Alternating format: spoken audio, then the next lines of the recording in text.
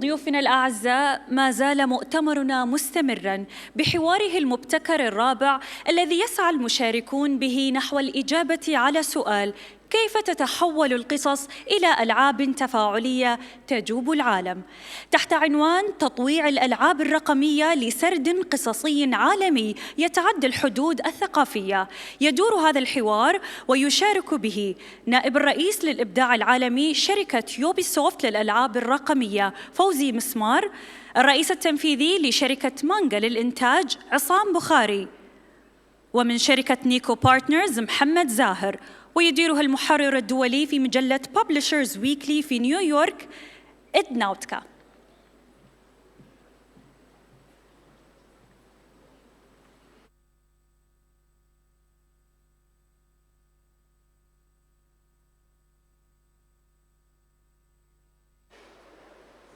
It's been, there's been a tremendous amount of work that's put into putting this Congress together, and I just want to thank the organizers for inviting us here for this conversation about, we're going to talk about the globalization, the internationalization of video games, and specifically Arabic culture and its role in fostering creativity, education, play, joy.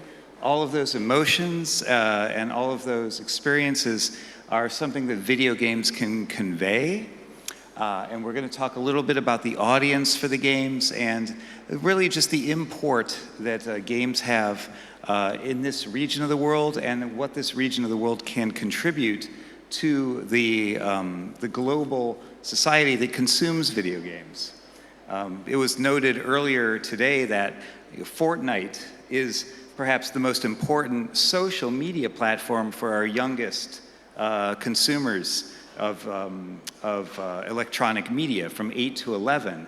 And the question was raised, where is the Arabic content on Fortnite? And this is really where this begins. And then all of us are going to address different aspects of this. And it's, I think we're going to have a really interesting conversation. So my name is Edward Nowatka. I am the international editor of Publishers Weekly. I have also written and contributed to a number of video games with Ubisoft, specifically in the Ghost Recon series, which is based on a book. I've written for 6 Foot Press and 6 Foot, which created a game called Dreadnought, which is, was a space-to-space spaceship battle game, and I've had some experience with the industry. And my esteemed colleagues here are going to introduce themselves a little bit and the work that they do, just so you have a basis to understand where they're coming from. Maybe I'll just start with Assam to my left here, and he will tell you a little bit about himself and his work. طيب. السلام عليكم ورحمة الله وبركاته جميعا. Good afternoon. Issam Bukhari. I'm the CEO of Manga Productions. It's a Saudi company, subsidiary of Mohammed bin Salman Misk Foundation. Manga Productions is producing animation, video game, comics, in addition to the distribution and IP licensing. Another company I'm managing and leading is Manga Arabia, which is a manga and comic platform under Saudi Research and Media Group. I would like just to mention one thing here. Absolutely, please. While we are producing all those contents, I believe our mission is to inspire heroes of tomorrow. I believe that content has great impact, positive impact on young generations, and this is why we are producing our content. Thank you. So you know exactly who this audience is. It's the youngest generation that you're trying to address. Mohammed, a little bit. Hey everyone. Yeah, you can hear me, right? Thanks, Ed, for having us, and it's a pleasure to be here with everyone, Dr. Assam, Fauzi, and Ed, of course. I'm here for Nico Partners, okay? So our company, our CEO, Lisa, was supposed to be here, but due to some circumstances, she couldn't make it, but she would be happy to, talk to anyone. If you want to arrange a meeting, I will just let me know, and I will take care of this, okay? So let me tell you more about Nico Partners and what we do. So Lisa founded this company 22 years ago, and we do market research for the gaming industry in Asia and in the Middle East and North Africa for the MENA region. And so we provide market research, we do surveys, we do market models, we provide data sets and insights for major companies. So gaming and non-gaming companies like hardware companies, software, investment companies, venture companies, all these companies, for them to find like these data sets and to understand the markets that they are going to venture into. So when we quantify the market in the GCC and the Arabic countries, do you have a baseline number that you like to use as far as the size of the monetary value? So the MENA games market now, like for the gaming industry, it's emerging market, and people saying it's the emerging market. It's going really strong and going really fast, and I'm sure you can like tell us more about this. So we can say like in 2023, the MENA games market generated $1.9 billion from gamers revenue, and that's only from United Arab Emirates, Saudi Arabia, and Egypt. And that's coming from around 86 million gamers around like all three countries. So when you put this into the context of all the gamers worldwide, it's a really huge number. And we expect it to, like, for the revenue at least to reach 2.7 billion in 2027. So that's like a really decent jump. That's a tremendous amount of growth. Yeah. So there's an acceleration of the consumption of video game Absolutely, material. yes. Yeah. And for example, like, I'm sorry, in the UAE, for example, like the amount of gamers in the UAE could be like 11% of the gamers in the MENA games market. However, they generate around 32% of the revenue. So it's a really sizable market to like pay attention to. And then when we talk about localization, I will like share more data about that. But, Sure. Yeah. And Fauzi, you help feed this market, this accelerating market. Tell us a little bit about the work you do and what you've provided to help feed this tremendous demand that we're starting to see in the MENA. It's my pleasure. It's Masal Khair. Hello, everybody. I'm also from the market, so I think it's worth starting from there. So my name is Fauzi. Hello, everybody. I'm a game designer, creative director from Jordan. Started my career around 21 years ago when me and a bunch of friends from computer science school, we wanted to make a video game around 2003. And of course, it was a big game, bigger than we thought. And of course, we never finished it. But it's what got us all into this mess. Yeah. So in over 21 years in the business, my career has taken me across the world, worked everywhere from several countries in the Middle East to New Zealand to Japan to Europe. Prior to my current job, I was head of design at DICE, where I worked on Battlefield and Star Wars Battlefront games. And I'm currently VP of Global Creative at Ubisoft, where I oversee several projects creatively in European studios. A few years ago, in collaboration with Nintendo, we released Mario + Rabbids Sparks of Hope on Nintendo Switch. I'm currently working with the guys in Malmo on the upcoming Star Wars Outlaws. In addition to my day job, I'm very active in the academic part of game design. I teach pretty much everywhere I've ever lived. I'm on the board of Education for Future Games, one of the leading universities of game development in the world. And I wrote a book called Al-Khallab fi Fan Tasmim Al-Al'ab, or Al-Khallab in the Art of Game Design, the first book to be written about the topic in Arabic. That's 21 years and 5 minutes, or less, 4 minutes. It's like playing a video game. Yeah. Well, let's talk a little bit, Islam. The topic of the panel is cross-cultural, exploration, collaboration. You do a tremendous amount of work in Japan, and that might not be the most obvious source of inspiration, but can you tell us a little bit about the work you've had? Because you've had a lot of success taking Saudi developers, creators to Japan and working and collaborating with Japanese artists and developers. Certainly. So let me talk about the experience of manga productions. When I started my job in 2017, we had no office, no employees, no studio. What we had is a dream and vision. The dream was to produce world-class animation film and series. I started negotiations with Toei Animation in Japan, prestigious studio. The first condition was to provide internship opportunities for Saudi young talents in Tokyo.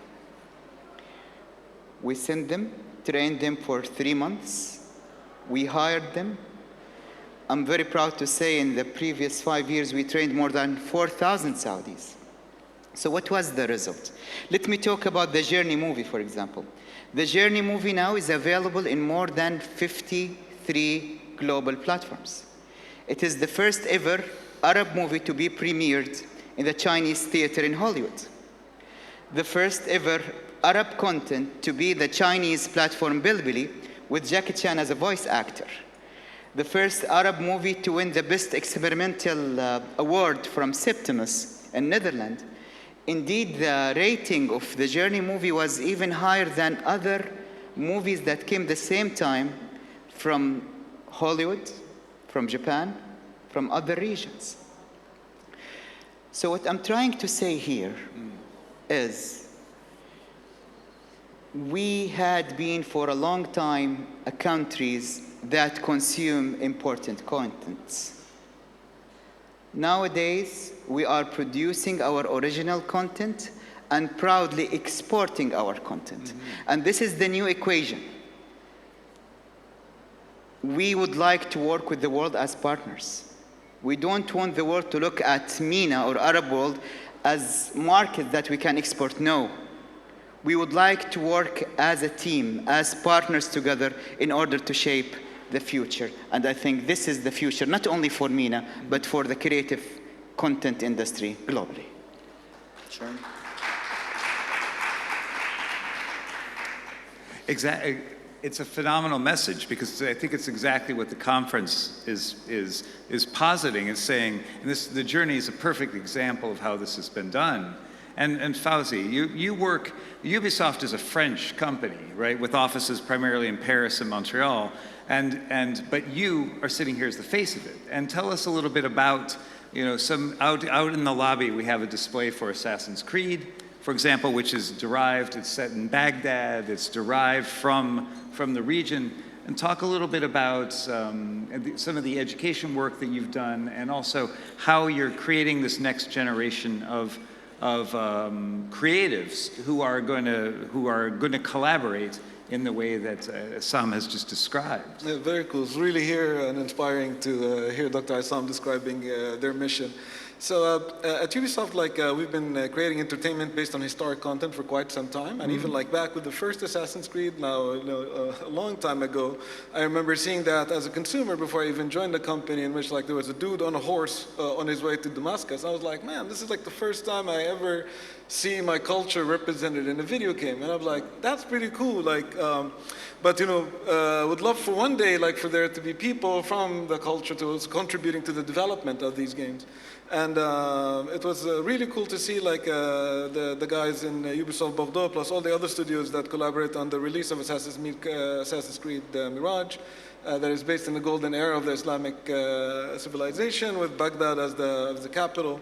To recreate that environment, to be one of the first games to be completely playable, start to finish, with original Arabic voiceover, Arabic localization, etc., and to represent that golden era once again. So it was an absolute privilege to be. That's got to be fun to work on, though. And you're looking at something and you're thinking, okay, we're going to tell a story in Arabic. It's about, about even culture, as I work in the company, first time I played the game start to finish, I had to stop and look at it as this is the first time I myself have that experience of playing a AAA experience in Arabic start to finish. I don't think I've ever done this before, is what I thought to myself.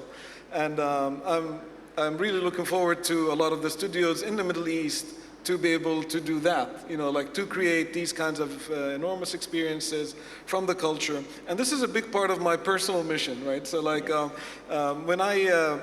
when I started out to go into the industry, it was a little bit difficult for me to get into the games industry simply because there wasn't much of an industry in the region at the time, 21 years ago.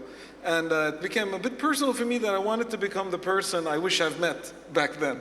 So I tried to go out of my way as much as possible to spread educational content and to try to train up the next generation of game developers and designers. So in addition to my other job in teaching in universities. I do guest lectures in universities around the world, but I'm very active in accelerator programs, pro bono work that I do in visiting pretty much every gaming hub or network in the MENA regions at large. And whenever I can be there in person, I try to be there, so I'm happy to be here in Dubai. And I'm going to be meeting everybody from the Dubai and the Emirates game development scene. I was in Saudi Arabia just recently, where I've had the pleasure of visiting the offices of Manga Productions. I was very inspired. It was really cool to play the game outside, by the way, playing some Grindizer stuff and chatting with the team. Everybody should go play the games outside. That's what they're there for, I had a lot of fun, and we were also played the other mobile game that you guys had out there, and I had a really good exchange with the producer out there. It was really cool to see that. So, you know, I tried to do as much legwork as possible to try to tell people in the Middle East that we have everything we need. You know, we have this watermelon, as we say in Arabic, you know, like that's all you need. As long as you have your brains, you have your internet, you have your computers, we're not missing anything. We have these educations, and we need to go out there and to start to take part in the global entertainment communities by making content that speaks about us and speaks to our cultures and values. Yeah. May I comment on the education Sure, yeah, part? please, talk to each other. This is much better.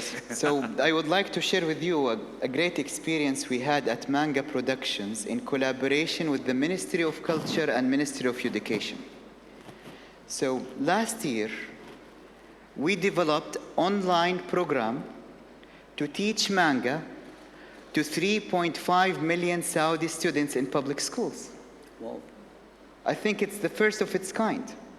And if you ask me why, because it's the time of AI, because it's the time of big data, we need to invest in the creativity of our young generations.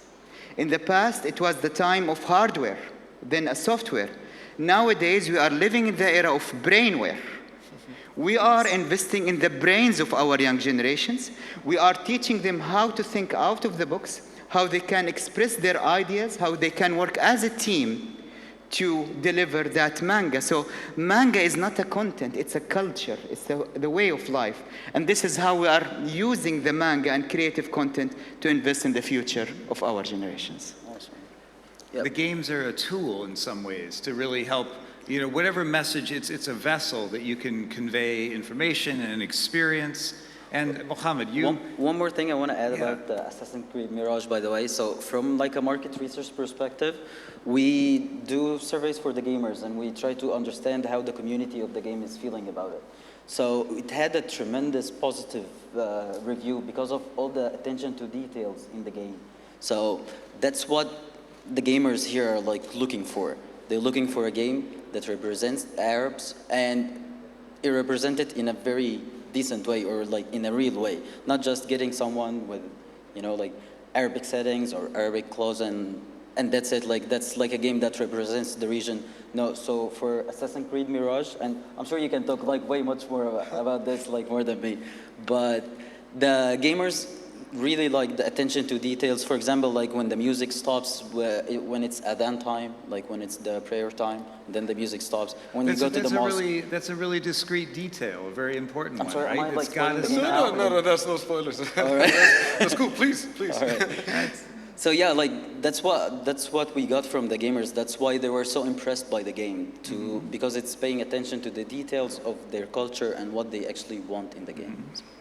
Well, does the question, one of the things comes up is localization all the time. So Of course. what do we want? What is missing? Do we want to see more localization, or do we want to see, or is it better to just start from scratch and create IP that's just original? I mean, what do you feel what does the data tell us, and what does from the creative side, what's more challenging or Like less? Yeah. for the GCC region, for example, like in United Arab Emirates, Saudi Arabia, and Qatar, gamers, like 73% of the gamers, they prefer to play a game with Arabic culture element in it. So, but that does not mean localization as well. Like Arabic culture element is like, you know, like a game that would represent the culture. Right. So, for example, like this percentage is like really high in Saudi Arabia and Qatar, but it's a little bit lower in United Arab Emirates because there's a lot of expats and English speakers and so on. So, yep. So authenticity this is often what we hear that functions best in the digital world, and especially as AI and the opportunities that affords us, the human is really what's going to validate a experience as a creator. And Fawzi, perhaps you can address this, because you're talking, you're actively involved in development, so you have to ensure things come across as authentic. Yeah. Yeah. So you know, like there's a saying by Paul Cézanne that I really like. He said that he views his job as to make visible how the world touches us. And I really like that, because like, you know, our job as creators is not just to produce creative work, but in our ability to reflect on our feelings, on who we are, what we value, and how we can use that medium to convey those feelings as an output. You know, so you know, like answering your question earlier is like localization or original IP. I say why not both? Okay. But when it comes to like making original IP, I think it's very important that we are not creating for what we think the market wants, but creating from what we believe is what we need to create, and make visible how the world touches us. That's a very artistic approach, which I appreciate as a writer. But as a businessman, how does that? What's your reaction to that? Okay, so let me here take the example of Manga Arabia. Okay, please do. Yeah. Okay, so Manga Arabia, we have a unique position because we are creating our original IPs, and in the same time we are importing the Japanese IPs and translate them into Arabic. Okay. So in 2 years, now we have in our 2 applications for kids and youth 7.5 million downloads. I think it's #1 among all magazines in Arab world. The rating, the evaluation of the 2 apps is higher than global platforms. Yeah. But what I would like to share with you here is the viewership of original IPs is higher than most famous Japanese IPs in our app. The rating of original IPs is sometimes higher than very famous Japanese IPs. And that's not because it's only Arabic. If we are producing any content, there is a condition. If we cannot compete with leading studios in the East or West, it's better not to do it. Right. So I think this is the philosophy, this is what we need to make, not only in comic, even in animation, even in video games. Yeah. Maybe later I can elaborate more on the video games, another question. Well, I think one of the things that is missing from a conversation about video games is it incorporates every aspect of the creative value chain: writing, filmmaking, animation, editing, music, exactly. So you're really drawing together every skill set that was described in all the previous panels, and it comes together in this single product, if you will. And it's quite an exciting endeavor, because and the more of that, the more games that get produced, the more all of those people get to know each other, and then you get real collaborations, and you'll get interesting formats, interesting experiments. I mean, as an American every time I come to the Emirates, I'm astonished somebody hasn't created a driving game in Dubai. This would just be phenomenally fun. You know, I mean, it's the entire MENA region is ripe for just using it as a canvas, I think. And I'm curious. When you're talking to younger creators, Fawzi, are you starting to see them use the region as a canvas for their own creativity, and what does that look like? Yeah, and it's fun that you mentioned that, because like, you know, in one of the previous projects I worked on, Battlefield 2042, one of the maps is actually based in Qatar. So like one of the maps that we have when the game was launched was like to imagine what would a map in Qatar in a climate affected world would look like. Yeah. And you know, the guys had a lot of fun kind of working on that. So I you know, like we're seeing this more and more, in which like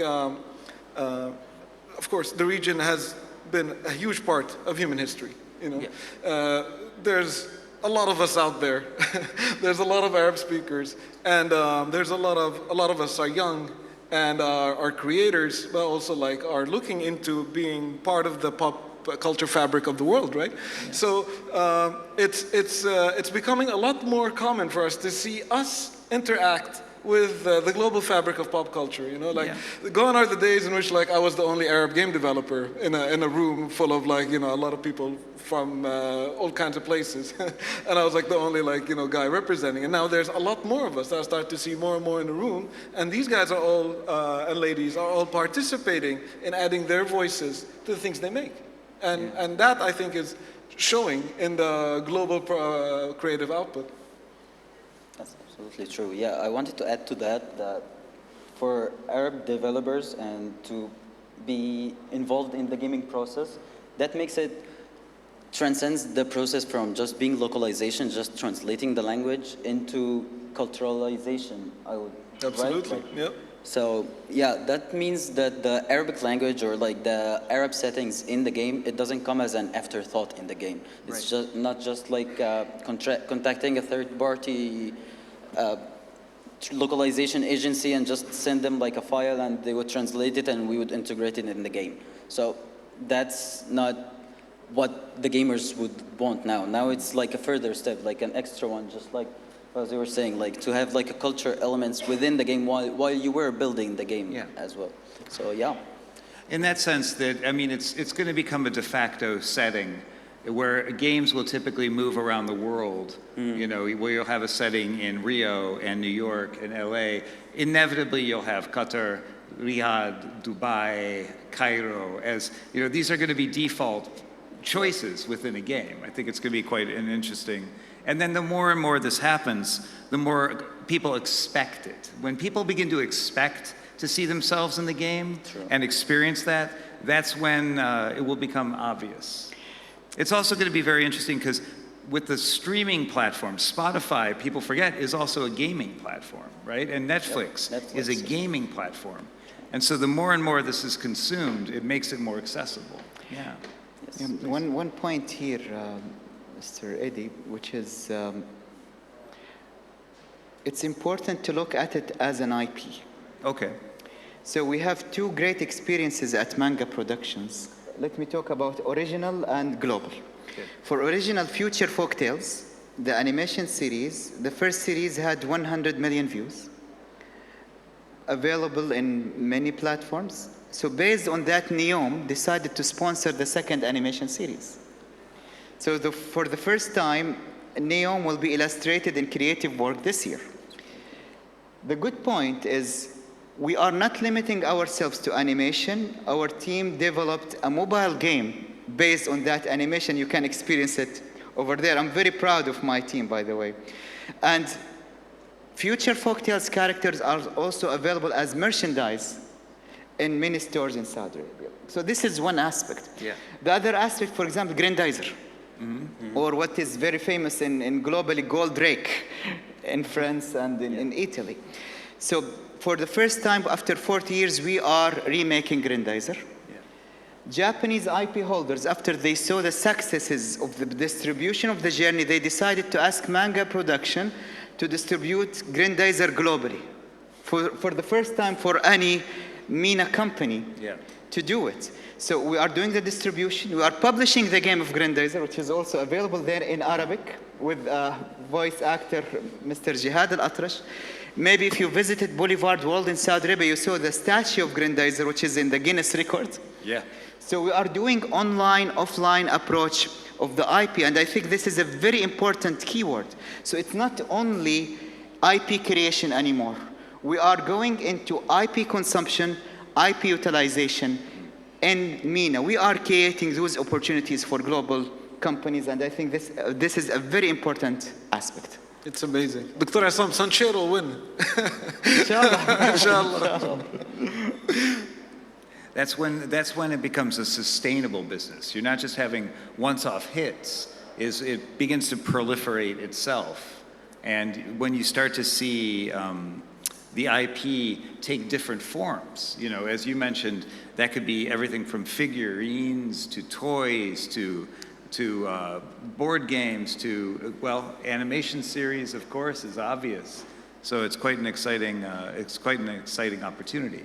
I'm curious, are there missing elements that you would like to see more of in the MENA region to help foster develop? Like, what do you think is missing? Because you've laid out, obviously the brain power is there, the watermelon is ripe, and the brain power is there, the resources are here, but what is there some X factor that's missing from something really going global now, or what would you like to see? So, for me, like, I want to like further emphasize on the expression part, and by that is that, and even I see that from like, you know, teams that are just starting out, when they want to make new games or new IPs or coming in from the culture, they go towards the obvious stuff.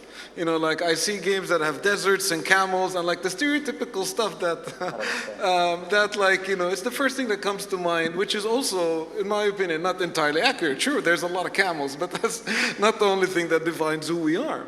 And what I would like is that for people to have a deeper thought about what our values are, where these values come from, and how can we create gaming content that represents this value in a contemporary way.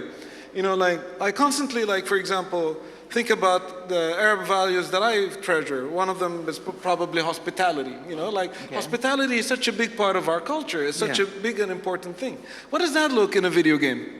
What does that video game experience that represents this value coming in from a contemporary voice come across, you know? And the thing is, like, hospitality, whether you practice it or not, wherever you are on the planet, is something that you can relate to. Right. And something that you can admire, you know, and I think this is where it becomes very interesting. You know, like, I think like in Japanese culture, represented in video games, for example, they represented the, you know, the Japanese ikigai or the Japanese honor code or like the purpose in life. Respect for elders is always part of the, And even if you don't necessarily believe or practice that, you go like, that's pretty cool. You know, I can subscribe to this, and it becomes something that you can relate to. So it's not about creating content in which is exotic for the international market. It's more that it's something that is iconic to us that can be related to worldwide. Yep.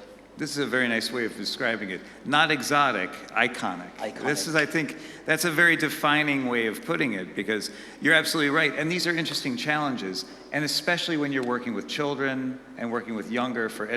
I mean, I know, Assam, you said that manga, for example, has a real opportunity to educate, as do games. Maybe you can talk a little bit about that. Well, I remember once I met the former Prime Minister of Japan, Mr. Taro Aso. Okay. He was telling me, we are very proud in Japan of our manga and anime. And he was talking to me, Sam, believe it or not, half of Japanese national team players decided to play football after watching Captain Tsubasa, which is known as Captain Majid here in the Arab world. Yes. When I was studying in Japan, I remember visiting the laboratories of robotics. I saw all professors having Grandizer, Gundam in their, or Sanshiro in their labs. So I think what we are doing is more of inspiration. I see. It's more of inspiration using that content, but there is something very important I would like to draw the attention of everyone here, which is world is changing. Okay. Look at Dubai Expo.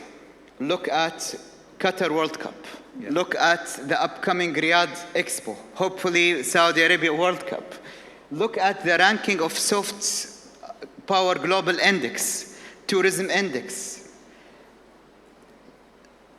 GCC, MENA is rising. Yeah. And this is the new map of the world. So even when I'm looking at the discussions here, I see a lot of focus, with all respect to the West. While if you look at the patent ranking, top 4, 3 of them are from Asia. Look at the economy. Look at GCC. So I think we should understand that new global map, and we have that new mindset in order to design our future. And then when you start with that mindset, then the creativity just flows from this. Yeah, exactly. Is there something, we have just a few minutes left and maybe we have some questions, but I'm curious, is there something that we consistently in the West, since I'll speak from that place, get wrong about the MENA region and about creativity, about gaming, about localization, and maybe Fauzi and then Mohammed and Issam. I think, you know, like there's I think the common misconception, I think, is that we are one nation in a lot of different countries. And so there's a lot of local flavor that is quite different from Morocco to the Emirates, you know. We have a lot of shared values that goes across the board, which can make a lot of things easier. But there's also a lot of like specialities between those regions. That actually forms a challenge for localization. So, for example, like you cannot get someone, you know, like doing like a U.S. Western accent, for example, like in a London recent settings kind of thing. So that's something that people need to take care of while doing the localization, companies especially, that get the certain, like for example, like the Levantine accent or the Egyptian accent for like suitable settings for that. Like, yeah, exactly. And well, if you allow me, I would like to have one message to young generations in Arab world. Please allow me to say it in Arabic, because I would like young generations in Arab world to hear that. So I will say my message to them in Arabic language. رسالتي للأجيال الصاعدة في العالم العربي. لغتنا العربية هي فخرنا. قيمنا، ثقافتنا، حبنا لأوطاننا هو عزنا. لكي ننهض لن ننهض باستيراد الثقافة، لابد أن ننهض بثقافتنا، بأصالتنا. دولنا ولله الحمد تعيش في نعمة كبيرة. أنتم في نعمة كبيرة في دعم يحسدكم عليه العالم.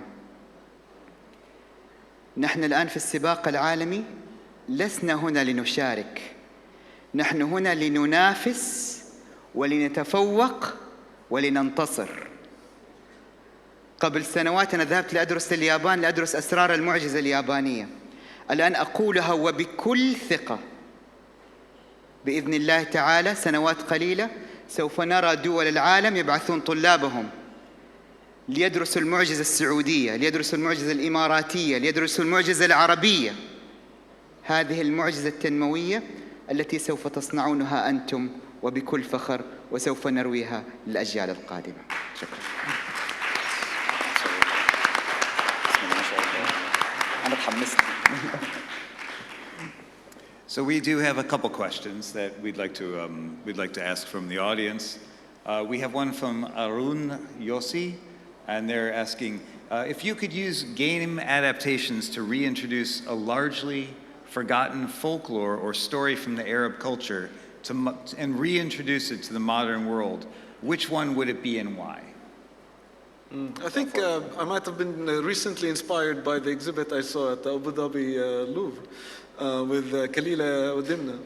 I think it's like an ancient Arabic fable that I don't know if it's ever been made into a video game. I think that would make a lot of interesting backdrops for a video game.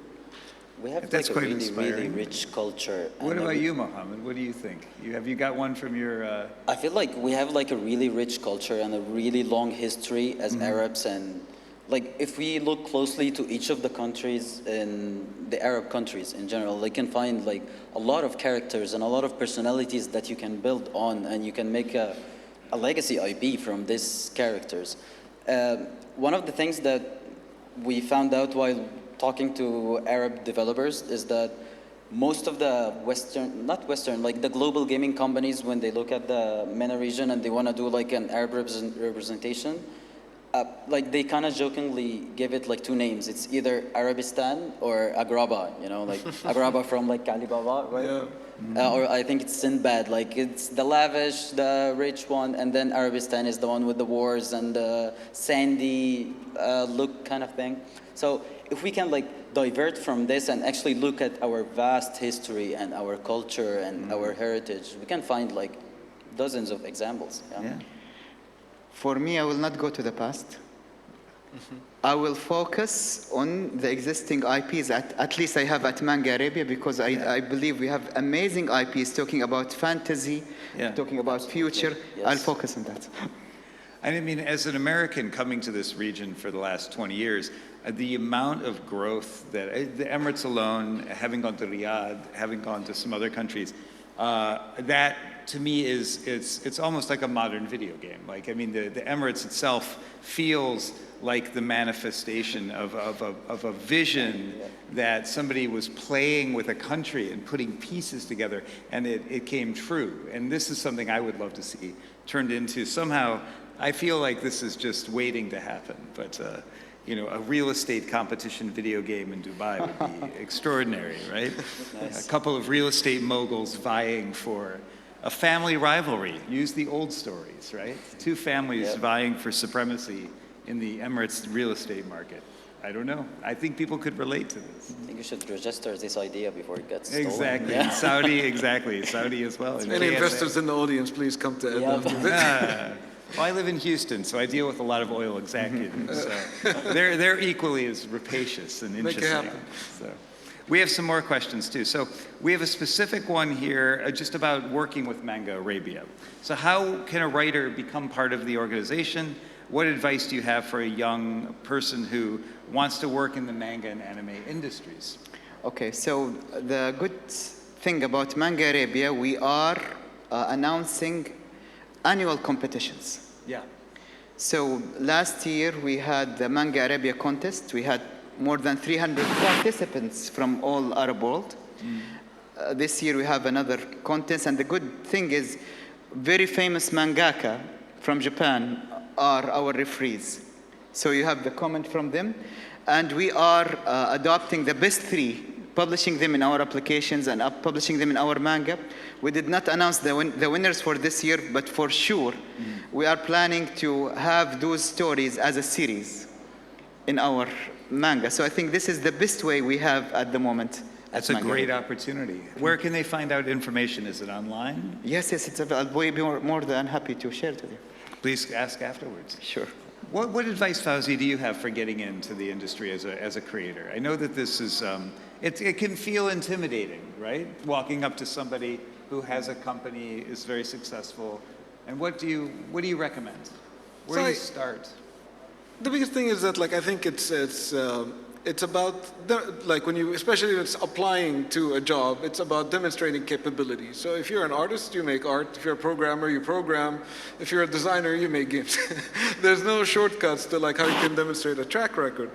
But my advice usually for people starting out is that, like, try to focus on the thing that you want, and focus on incrementally building your skill set. There's a common thing that I see a lot of, like, game developers when they're first starting out is that they want their first game to be their magnum opus, right? Like the first, and it's kind of like if somebody just started to learn how to run, it's very reasonable for me to tell them, like, all right, now you should run the Olympics, right? Like, it's something that requires you to build a skill set over a period of time. So, and I think it's the same when it comes to, like, building your skill sets in game development. You start off by, like, focusing on what your skill set that you want to acquire, then, like, working on smaller projects to build up your skill sets until you're ready to do that magnum opus, Build it piece by piece. Piece by piece. Yes. And Mohammed, what is your feelings about this? About what are the opportunities for young people in gaming? There's many opportunities in gaming for young people, especially, like, in our region, because, for example, like 73% of gamers in MENA, they engage with esports in one way or the other. So that's also, like, an open way for them. Like, so we haven't even talked about esports. Yeah, we haven't talked about esports yet. Yeah. So, like, esports, it's a very big ecosystem. They can be, like, organizers, like, if they are into, like, the business side, they can be with the sponsors or streamers or players, pro players, amateur players. There's a whole wide range of possibilities in gaming. And I mean, just my observation is something that you said earlier, that's, I think it's important we talk about it as a region just because we're using shorthand, but each of the countries is different. Absolutely. Each of the countries is distinct, and there are more than 500 million people speaking Arabic. So this is not just about This is not just about the UAE, about KSA, about America or France, or all of these places that we've talked about, is really you have a significant portion of the world that each has cultural stories that can be told, and it's going to be very interesting to see more and more of those stories told over the course of the years. If we could just take, we have 1 minute left. If you have a single kind of idea or thought that you would like to amplify for our audience about, about the future of gaming in Arabic in the region. And Fawzi, Mohammed, and Assam, finally. What I'd see is that there's been exponential growth across the industry. I feel like we are definitely on the right track. And we are now, it's not a question of if, it's a question of when. We're going to strike gold and we'll see a global success that people are going to be talking about everywhere. Yeah, absolutely. Yeah, I totally agree with Sam. It's going to be it's all moving upwards in terms of gamer engagement. Either we're talking about investments, we're talking about partnerships, everything is being directed that indicates that the market is growing and it still will grow. And yeah. 2 points. Go for it. Our most valuable assets in Arab world is not oil, is not natural gas, is our talents. Absolutely. Yeah. The second, maybe the world is knowing us for exporting petrochemicals and natural gas. It's the time we will export products based on our innovation and our creativity. Absolutely. And I think, if I'm going to remember, I just want to say thank you to all of you. This has been edifying. I've really enjoyed this. I hope you all have too. I will remember this phrase, not exotic, iconic. I want that on a T-shirt somewhere, and I want it in Arabic. Coffee mugs I think too. this will be very cool. And I just want to say thank you to Assam, Mohammed, Fawzi. I want everybody to thank them again, and please engage, talk. Let's go make some magic together, everybody. Yep. Enjoy the rest of your Congress. Thank you.